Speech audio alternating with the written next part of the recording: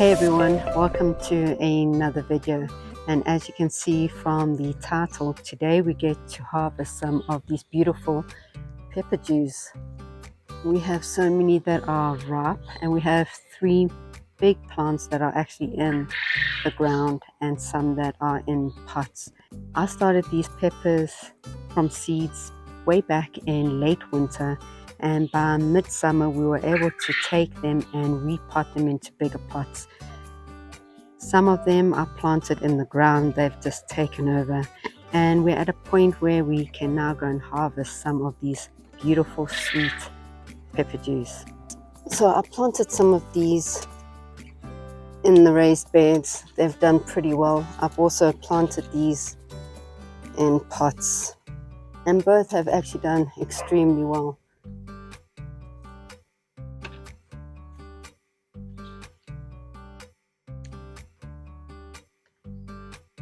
So pepper juice love well-drained soil.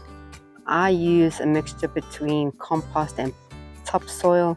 I also add some perlite in it for that drainage. You give them beautiful love and attention, they will give you these most amazing pepper juice. So many pepper juice on this one. So this is the first plant, and we do have the second one that we've just harvested some ripe ones. I'm going to head to the third one and see if there's anything there that we can harvest. And then here is our third plant, and you can see there's some beautiful ripe pepper juice. I definitely fertilize them with beautiful seaweed pellets, which I think is one of my best pellets to fertilize my herb gardens. But also you can do a liquid fertilizer. The only thing is, if you have too much rain, that liquid fertilizer will just wash away, where if you have your pellet fertilizer, it will just slowly release into the soil. And then we'll just do a top up maybe every month, depending on how much it has rained. So from seed to harvest, it takes roughly about 4 to 5 months until these beauties are ready. And we started them in late winter, seeded them up, and once they were big enough to be put into smaller pots from a seedling tray, we did that. Then we put them in bigger pots.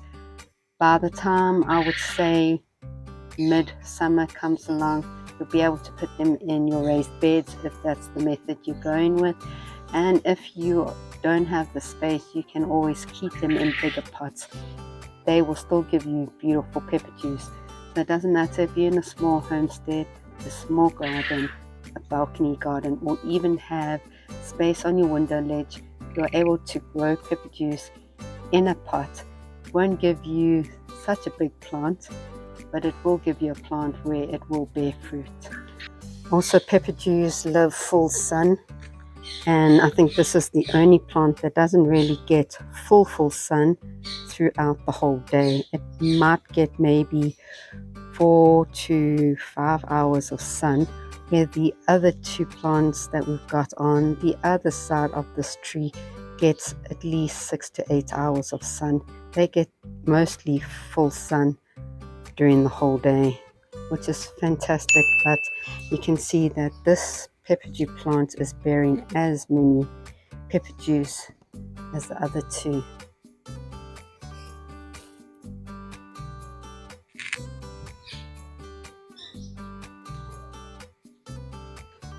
So let's talk about when you know when your pepper juice are ready to harvest. They start off on the plant green, and then they will start actually changing color to like an orangey color and start blushing. And then finally you get these most amazing red pepper juice, and they are soft to the touch, not too hard. That's when they're actually perfect to actually harvest. So these beautiful pepper juice are sweet, mild and tangy, and they make the best pepper juice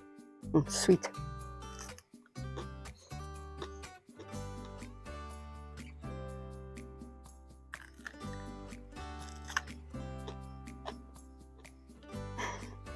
Okay.